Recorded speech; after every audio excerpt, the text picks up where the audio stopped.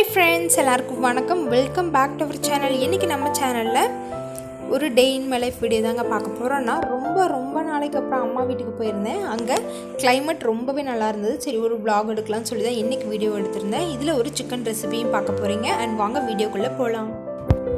காலையில் எழுந்து வந்ததுமே இந்த ஒரு சம்பவத்தை பார்த்து நானும் என் அண்ணா பொண்ணு லட்டும் ஒரே குஷியாகிட்டு உடனே இந்த இடத்துக்கு ஓடி போயிட்டோம். அவள் இதனால் சந்தோஷமாக இருக்கான்னா, அவளுக்கு இது மாதிரி ஏறு ஓட்டுறது இதெல்லாம் பார்த்ததே கிடையாது. அவளுக்கு இப்போ தான் 1 வயசு ஆகுது. இதெல்லாம் அவளோட ஃபஸ்ட்டு எக்ஸ்பீரியன்ஸ். அதனால் ரொம்பவே சந்தோஷமாக இருந்தா. ஏம்மா, அதுதான் குழந்த, சந்தோஷமாக இருக்குது, உனக்கு என்னம்மா இந்த வயசில் இவ்வளோ சந்தோஷம் அப்படின்னு கேட்டிங்கன்னா, எனக்கு மாட்டு வண்டினா ரொம்ப பிடிக்குங்க. இப்போது உள்ள 4 லட்டு மாதிரி இருக்கிறதுலேருந்தே எனக்கு ரொம்ப மாட்டு வண்டினா இஷ்டம். இந்த அண்ணா 4 லட்டு மாதிரி இருக்கிறதுலேருந்தே எங்கள் வீட்டுக்கு இது மாதிரி ஏறு ஓட்டுறது, அப்புறம் எருவு கொட்டுறது, இந்த மாதிரி விஷயத்துக்கெலாம் வருவாங்க. எப்போ வந்தாலும் அவங்க வண்டியில் ஒரு ரவுண்டாவது போகாமல் நான் விடவே மாட்டேன் வண்டியை. இன்னமும் அது மாதிரி தான். இன்றைக்கி கூட நானும் எங்கள் லட்டுவும் அதில் ஒரு ரவுண்டு போயிட்டு தான் வண்டியை விட்டோம். ரொம்ப சந்தோஷமாக இருக்கும். யாரெல்லாம் இது மாதிரி மாட்டு வண்டியில் உட்காந்துட்டு போயிருக்கீங்க அப்படின்னு சொல்லி உங்களோட எக்ஸ்பீரியன்ஸ் கமெண்ட் செக்ஷனில் சொல்லுங்கள். அண்ட் இது எல்லாமே ரொம்ப எனக்கு ரொம்பவே பிடிச்ச விஷயங்க. மழை காலம் ஆரம்பிச்சிருச்சு. அப்பப்போ நல்லாவே மழை பெய்யுதுங்க. இனிமேட்டு நெல் விதைக்கிறவங்க எல்லாருமே நாற்று விட்டு நெல் நட ஆரம்பிச்சிருவாங்க. அதுக்காக தான் இன்றைக்கி சேடை கட்டி விதை நெல் விதைக்கிறதுக்காக இந்த இடத்த ரெடி பண்ணிகிட்டு இருக்காங்க. மோஸ்ட்லி இப்போ எல்லாமே இந்த விதை நெல் விடுறதுக்காக கூட ரெடி பண்ணுற இடத்த டிராக்டர்லேயே ஓட்டிடுறாங்க. ஒரு சில இடத்துல மட்டும் இந்த மாடு வச்சு ஓட்டிகிட்டு இருக்காங்க. அதுவும் இல்லாமல் இப்போ மாடு எல்லாரும் வளர்த்தி இதை மெயின்டைன் பண்ணுறதில்ல. அப்போலாம் டிராக்டர் இல்லை, அதனால எல்லாருமே வச்சுருந்தாங்க. இப்போலாம் எங்கேயாவது ஒரு இடத்துல தான் இருக்குது. இந்த அண்ணா நான் சின்ன வயசுலேருந்து இன்னமும் இந்த தொழில் செஞ்சிட்ருக்காங்க. அதனால அந்த பக்கம் எல்லாமே இவங்கள தான் கூப்பிடுவாங்க. இது கூடவே நாங்கள் மாட்டு வண்டியில் போகும்போது அம்மா ஒரு சில ஃபோட்டோஸ்லாம் எடுத்திருந்தாங்க. அதை இது கூடவே அட்டாச் பண்ணியிருக்கேன். எங்கள் லட்டுக்கு இதுதாங்க ஃபஸ்ட் எக்ஸ்பீரியன்ஸ் இது மாதிரி வண்டியிலலாம் போகிறது. அவள் ரொம்ப ஜாலியாக இருந்தா. வயல் ஓட்டி தயார் பண்ணிட்டாங்க. இப்போ விதை நெல் விடுறதுக்காக நானும் அண்ணியும் வந்திருக்கோம். மோஸ்ட்லி வீட்டில் பொம்பளை பிள்ளைங்க இருந்தாங்கன்னா அவங்கள தான் முதல் நெல் விட சொல்லுவாங்க. லட்டு தூங்கிட்டு இருக்கனால நானும் அண்ணியும் வந்திருக்கோம். இந்த இடத்துக்கு வந்ததுமே எனக்கு பழைய ஞாபகங்கள் தாங்க அதிகமாக இருந்தது. ஒரு 16-17 வருஷத்துக்கு அப்புறமா நான் இப்போ தான் விதை நெல் விட போகிறேன். அப்போலாம் நான் எப்போவுமே அப்பா கூட தான் இருப்பேன். நான் ஒரு அப்பா பொண்ணுங்க. லிட்ரலி சொல்லணுன்னா எப்போவுமே அப்பா கூட தான் இருப்பேன். அப்பா தான் ஃபுல்லாக காட்டிலெலாம் வேலை செய்வாங்க. எப்போவுமே 10-20 ஆள் காட்டுக்கு வேலைக்கு வந்துகிட்டே இருப்பாங்க. அப்பா ஏதோ ஒரு வேலை செஞ்சுட்டே இருப்பாங்க. அவங்க கூடயே தான் இருப்பேன். இந்த மாதிரி சேத்துக்குள்ளெலாம் போயிட்டு நல்லா முட்டிக்கால் வரைக்கும் அவங்க எப்படி வேலை செய்கிறாங்களோ மம்முட்டி எடுத்து வெட்டிக்கிட்டு இது மாதிரி விஷயங்கள்லாம் செஞ்ச ஞாபகங்கள் தான் அதிகமாக இருந்தது. மண்ணிலேயே பிள்ளையார் பிடிச்சி அருகம்புல் வச்சு பூ வச்சு முதல் நெல் பிள்ளையாருக்கு போட்டுட்டு சூரியனை வேண்டிக்கிட்டு வயலில் முதல் நெல் விடணுங்க. இதில் 3 ரகமாக போட்டிருக்காங்க. அதனால் நடுவில் தடுப்பு கட்டி ஒவ்வொன்றும் ஒரு இடத்துல விதைக்கிறாங்க. இந்த நெல் முதல்லையே ஊற வச்சு லைட்டாக முளைப்பு வந்ததுக்கப்புறமா தான் இந்த விதை நெல் விடுவாங்க. அப்போ தான் சீக்கிரமாக முளைச்சி வருங்கிறதுக்காக. இது மாதிரி வயலோட்டும் போது நம்ம வயலில் இருக்க எல்லா மரமுமே அறக்கிடுவாங்க. அறக்குறாங்கன்னா மரத்தில் இருக்க இலையை மட்டும் வெட்டி எடுத்துருவாங்க. சின்ன கிளை இலை இதெல்லாம் வெட்டிட்டு இலையை மட்டும் இது மாதிரி வயலில் போட்டு ஃபுல்லாகவே ஓட்டிடுவாங்க. அப்போது தான் நமக்கு நெல் நல்லா ஹெல்த்தியாக வளரும் அப்படிங்கிறதுக்காக. அப்படியே இந்த சைடு வந்தால் எங்களோட ஓடை இருக்குங்க. பெரிய ஓடைன்னு சொல்லுவாங்க. அந்த ஓடை ஓரமாக தான் நம்ம காடு இருக்குது. அங்கே ஃபுல்லாகவே இந்த மாதிரி செடி தான் நிறையா இருந்தது. அதில் கோவக்காய் இருந்ததுங்க. சரி, அதை பார்க்கலாம் காமிக்கலாம் அப்படின்னு சொல்லி நான் போயிருந்தேன். இது பாருங்கள், கோவப்பழம். நம்ம கடையில் வாங்குறது ஹைப்ரிடாக இல்லை நாட்டுக்காயான்னு தெரிலங்க. ஆனால் இது ஃபுல்லாகவே நாட்டு கோவக்காய் தான். பழம் பாருங்கள் எப்படி இருக்குது. நான் ஆனால் செஞ்சதில்லை, சாப்பிட்டதும் இல்லை. நாங்கள் மோஸ்ட்லி இதெல்லாம் செஞ்சதில்லை வீட்டில். ஆனால் செடி இருக்கும். வீட்டுக்கு வராங்க இல்லைங்களா வேலைக்கு, அவங்களாம் பறிச்சுட்டு போவாங்க. ஆனால் நாங்களாம் செஞ்சதில்லை. கோவப்பழம் பாருங்கள், பார்க்கவே ரொம்ப அழகாக இருக்கும். சின்ன வயசுலலாம் இதை பறித்து இந்த சொப்பு சாமான் வச்சு சமைக்கிறதுக்கெலாம் இந்த காயை பறித்து விளாண்டுட்டு இருப்போம். இது கொடி எவ்வளோ பெருசாக படர்ந்துருக்குங்க. வேப்ப மரம் ஃபுல்லாகவே படர்ந்துருக்கு. நிறைய காய் இருந்தது.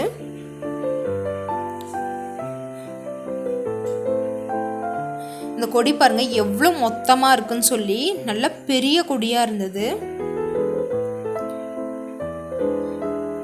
இது வந்து பருத்தி செடிங்க. முன்ன வந்து பருத்தி போட்டிருந்தாங்க. அதில் ஒரு தப்பி போன செடியில் வந்து காய் பூலாம் வந்திருந்தது.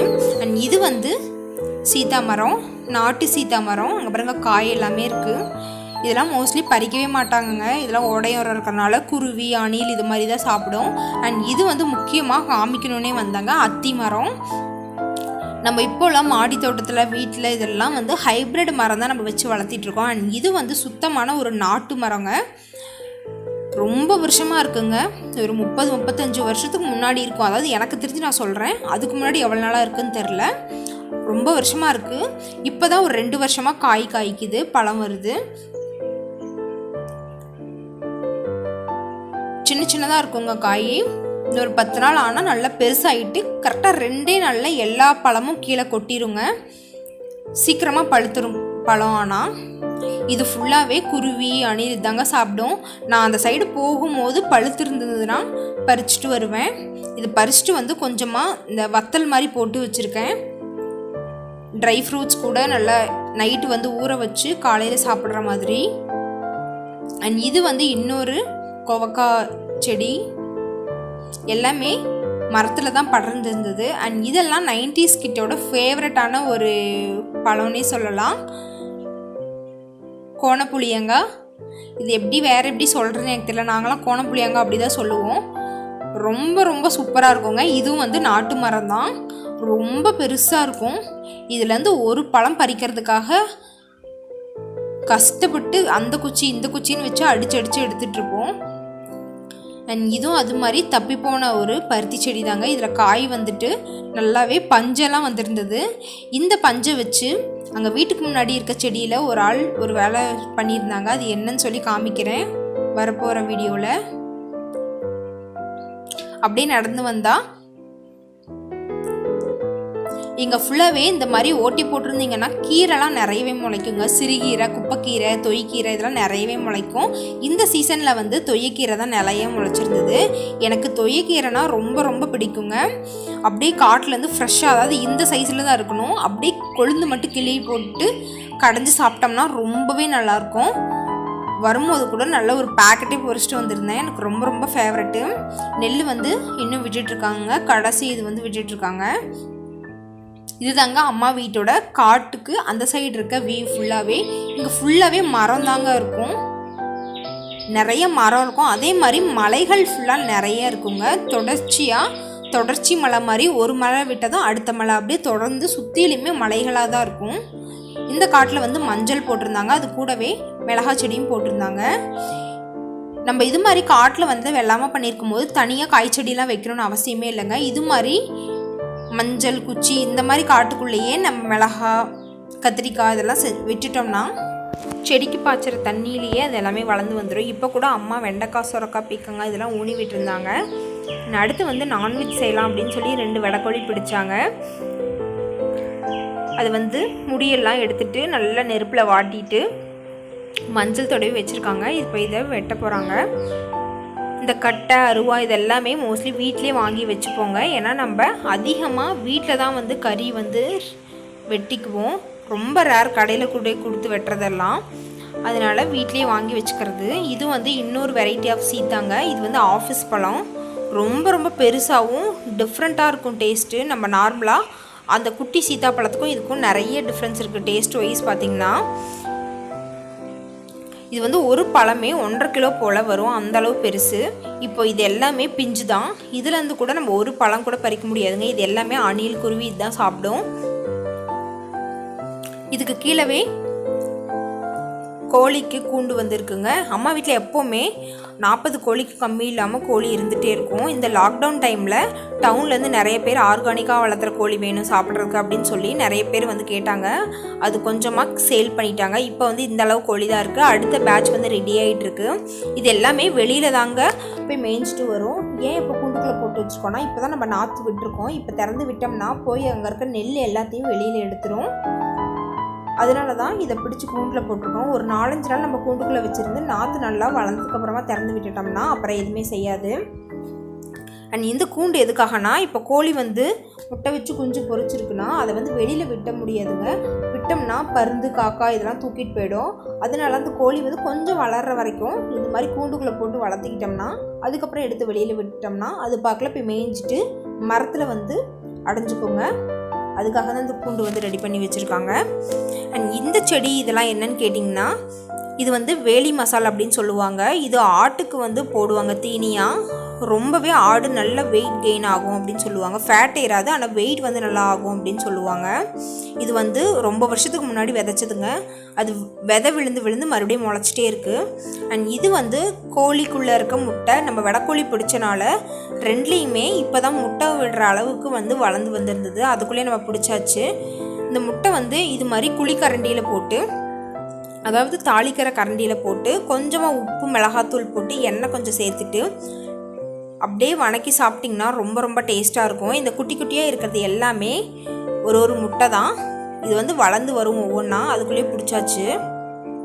நான் சின்ன பிள்ளையாக இருக்கும் போதெல்லாம் இந்த மாதிரி தாளிக்கிற கரண்டி வந்து ஈயக்கரண்டி வந்து ஒன்று இருக்கும், பெருசாக இருக்கும் நல்லாவே. அதுக்குள்ளே போட்டு இந்த முட்டையை வந்து இது மாதிரி செஞ்சு கொடுப்பாங்க. ரொம்பவே டேஸ்ட்டாக அண்ட் ரொம்பவே ஹெல்த்தியும் கூட. இது நம்ம யூஸ்வலாக முட்டை செஞ்சு சாப்பிட்றதுக்கும் இது மாதிரி முட்டையில் வந்து செஞ்சு சாப்பிட்றதுக்கும் நிறைய டிஃப்ரென்ஸ் இருக்குது. அந்த கோழியிலேருந்து எடுத்த 2 முட்டைங்க அது.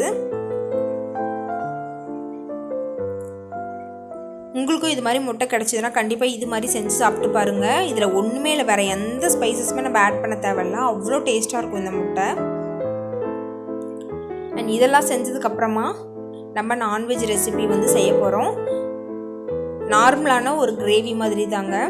சின்ன வெங்காயம் ஒரு 15 சின்ன வெங்காயம் சின்னதாக அரிஞ்சிருக்கோம். வரமிளகா கருவேப்பிலை போட்டு எண்ணெய் ஊற்றிட்டு நார்மலாக தாளிக்கிற மாதிரி தாளிச்சாச்சுங்க. இது கூடவே கொஞ்சமாக இஞ்சி பூண்டு விழுது சேர்த்து நல்லா பச்சை வாசம் போனது நம்ம கறி வந்து இது கூட சேர்க்க போகிறோம். விறகு அடுப்பில் செய்கிறனால உங்களுக்கு சீக்கிரமாக கறி வந்து வெந்து வந்துடுங்க. ஏன்னா நமக்கு அதில் அதிகமாக தீ எரியறனால சீக்கிரமாக வெந்துடும். டேஸ்ட்டும் ரொம்பவே நல்லாயிருக்கும். மோஸ்ட்லி அம்மா வீட்டுக்கு போயிட்டால் நாங்கள் விறகடுப்பில் தான் செய்வோம். அதுதான் எல்லாருக்குமே ரொம்ப பிடிக்கும். வெளியில் உட்காந்து வேப்ப மரத்தடியில் ஜாலியாக பேசிக்கிட்டு சமைச்சு சாப்பிட்றது ரொம்பவே நல்லாயிருக்கும்.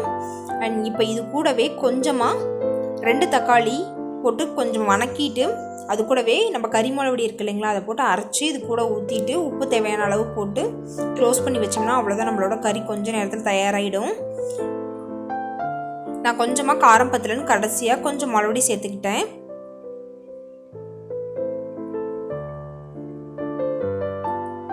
இப்போ மூடி வச்சு நல்லா கொதிக்க விட்டுறலாம். உங்களுக்கு எந்த அளவு கிரேவி வந்து தேவையோ அதுக்கு தகுந்த மாதிரி நம்ம எடுத்துக்கலாம்.